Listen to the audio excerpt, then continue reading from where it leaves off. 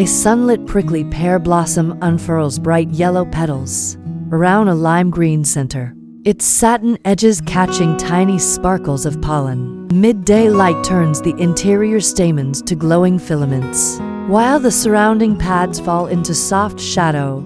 Warm desert air feels still and clean, and a faint creosote scent lingers after the breeze. I spotted this bloom along a Tucson path and moved close, careful to keep the spines out of the frame while the flower filled it. A wide aperture softened the cactus behind and let the petals glow, and I waited for the wind to pause before pressing the shutter. Side light revealed the velvet texture and the jeweled grains of pollen, and I felt that little lift that comes with capturing color at its peak. This cheerful floral print adds a fresh pop of sunshine to a kitchen, nursery, entryway, or office.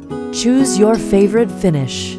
Fine art paper for classic framing, gallery wrapped canvas for ready-to-hang texture, sleek aluminum metal for a modern look, or luminous acrylic for extra depth. Every piece is produced with long-lasting, UV-resistant inks and offered in multiple sizes, bringing warm southwest color to your wall year-round.